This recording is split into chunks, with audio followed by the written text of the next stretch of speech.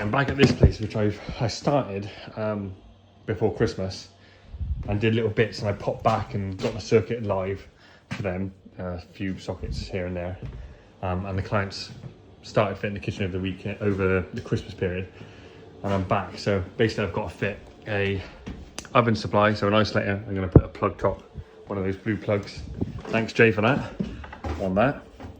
A socket for the microwave up here, because these are all drawers, annoyingly. This is going to be a hob with, it's a huge hob with an extractor that goes down and out. So the isolator is going to go there. Socket I've got a chase in there, and then boiler spur, put it up here, they're having boxing in down here, and a shelf up there, or cupboard up there, sorry. And then a socket for the dishwasher in there, with a bit of tube or something. Take it off the wall, building shelves, so I've got to take it off, let them build shelves.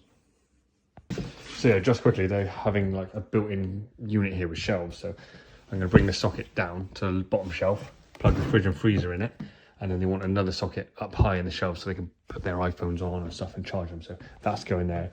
That's all done. They've asked me to, there's a spur there for the lights in here, but they want black conduit up with a black switch round and then a batten rose there. I've got two black base pendants which you saw me spraying the other week. One's gonna go there and one's gonna go there to wire that flex in and wire that flex off the disco ball.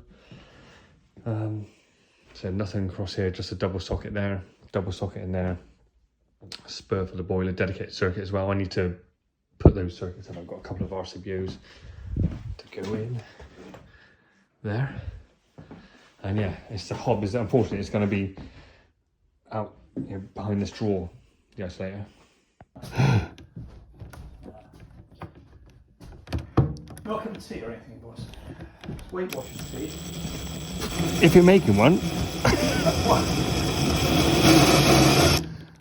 If you're making one. Oh, how do you do that? Fucking drawers. Fucking want to be fighting with the fucking drawers every.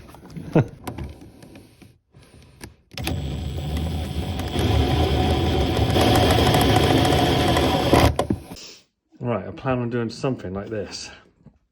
Double socket for the microwave and a single box for the double hole isolator for the oven. You can see back there, that bracket is for the unit, so I can't go up high and tight against that shelf, so I'm going to go sit it about there like that and then fabricate an end cap down here. Yeah. IKEA cabinets are notorious for fuck all space down the back, so just going to get my cable tongue from top to bottom, drag my cables up, put a couple of clips in there. Yeah, I'm working on the hob supply there. You saw me use that Copex on my wife's grandma's fuse board. I'm just trying to use it up. I've had it for like 10 fucking years. I hardly use this stuff. It's not appropriate for most of my installations. Socket there and spur. I do love the cable tongue. Don't get me wrong. MT2 lid is also, you know, also has its uses and its advantages, but the cable tongue, I love it. I love it. Right, I'm almost finished. Just got to do a quick test. So, socket for the dishwasher.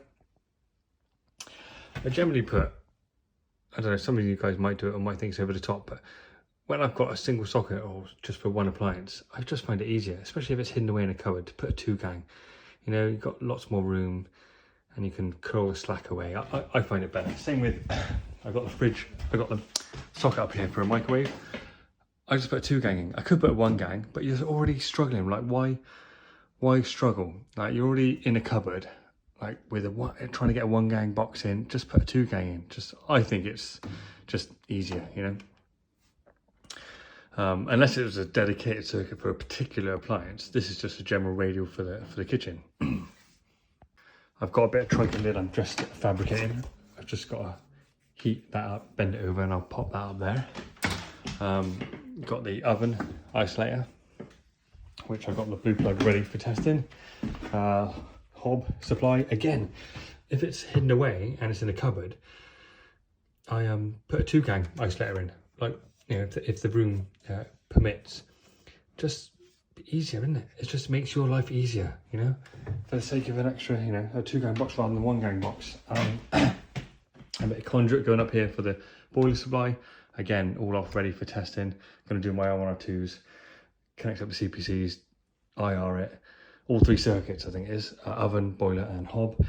But just a little bit of conduit. It is getting, like they're putting panel in here, and then this is going to be a cupboard there. So it's going to be inside the cupboard but panelled up to here, and then there's like boxing in. I think they're extending it along to about here. He didn't tell me that he was doing this. He didn't say he was boarding it out with this. If he had it done, I would have just channeled that cable in the wall then, just had it coming out to a switch and then up there here for a light, but he didn't tell me. And then here, he's got to assemble this. So I'm coming back next week for a few hours to do this, do that in there, that bit there, and the smoke. I'm just going to get the testing done, so I've got all that ready to go, and the certificate is all ready to go when I complete next week, and I can send the invoice and the certificate and stuff. So let's go on and do that. Right, all 3 of my Q-Tech jump leads linked out each circuit. I used to have 4, but I blew one up. So we've got the boiler is 1. We'll get on there. Ooh, we'll go on there and ah!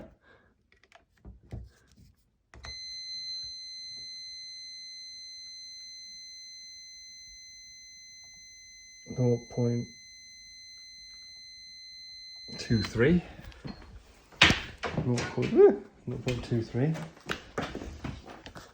0.23 for boiler. And then we've got hob.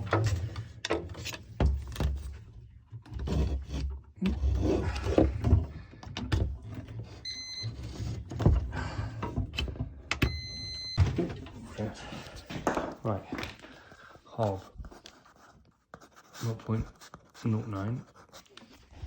Oh shit, we're upside down. And then the last one is the oven, which should get no reading at the moment. Good, and then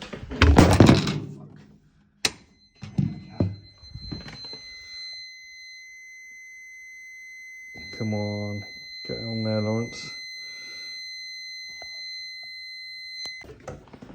0.69, and that was the oven.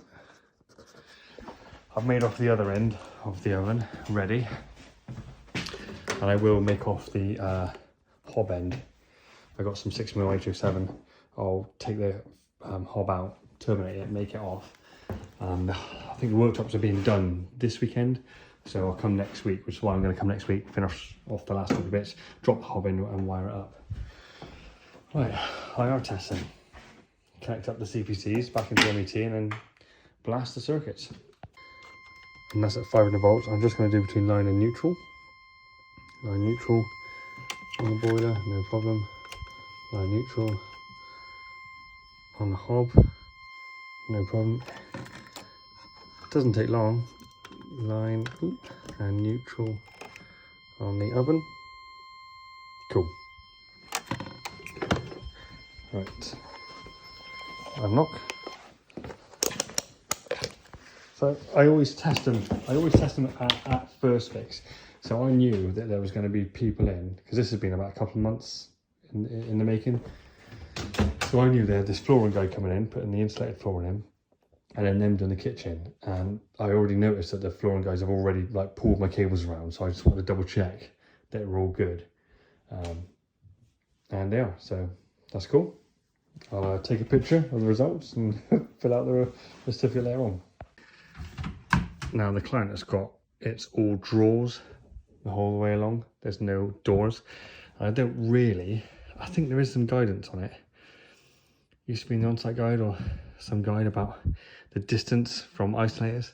So right up there, I think is a good, 2.5 meters away. So it's gone behind. But if ever you're gonna have to replace this, you're gonna be lifting out anyway, and hopefully you can come from above, lift it out and work on it there. There's gonna be a fixed plate here, but this is one of those hobs which has got the extractor built into it, so like this IC lead there, and you duct down and then out on the bottom there. So I was just checking. I did check before I mounted the isolator that I wouldn't foul it. I just thought I'd double check before I go, so that it doesn't, you know, the kitchen bit doesn't moan, you know, or the worktop guy doesn't moan when he does his thing on the weekend. Right, this one is 7 kilowatt basically, 7.6 kilowatt. When you apply diversity, it probably won't pull that, but you know, we always allow for it. This one we've got, it'll be this diagram we're working to. So line, neutral and earth, but the links, which I can see down there. So I'll grab a couple of them, put them between 1 and 2 and 4 and 5. And then the kit I'm going to use, because there's loads of room in this terminal block on this induction. Sometimes you don't get loads of room, but we have today. I'm going to use ergo strip it off, SWA crimper and ring crimps for the best connection there. I've lost my little tripod thing, so you're just going to have to see the before and after video. Welcome to the channel. I forgot to say, now this is for, you know, apprentices, improvers, etc, etc. When you're doing hobs or whatever, or ovens, always allow enough, especially for hobs, to lift them out and flip them over. Right, all connected up, links in, live, neutral, CPC, clamp down, 1.5-ish of cable, enough just to lift the hob up, flip it over, and also flip it over to start with, wire it in, and then flip it to go down in. Always important. The amount of times I've tried to replace a hob or an oven when you've got fuck all slack. Right, put the clip on. I'm going to do that little bit of trunking lid up there, and then I'm out of here until next week. I can see you. No.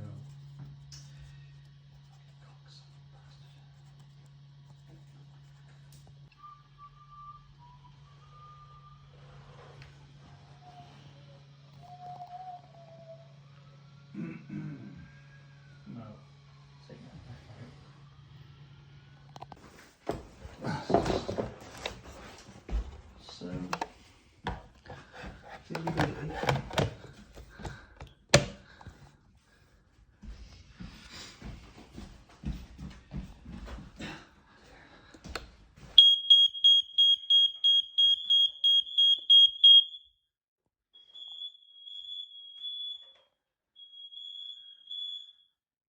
right, I'm back here for the last time. I've just got to connect up the hob. I've changed this smoke detector for a heat / carbon monoxide alarm.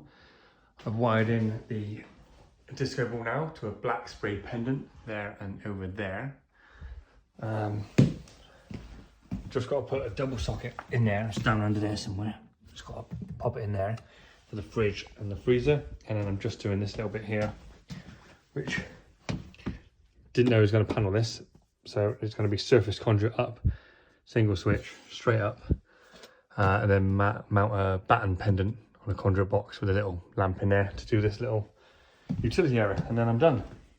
I've done all the testing, so I just got to do this. So yeah, let's crack on. Right.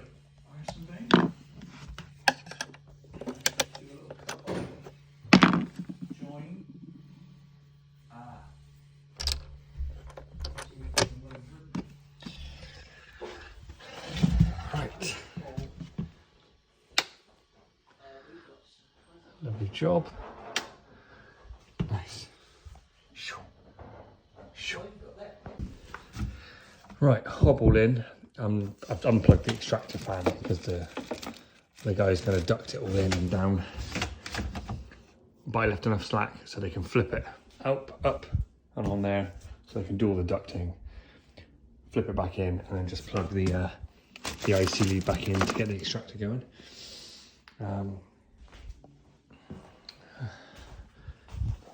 Done that.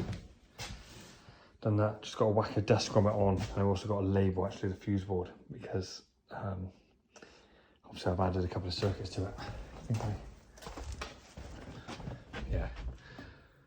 So yeah, I've got to relabel that, and then I'm done. Yeah, this one's a bit of a stage job. This one took a.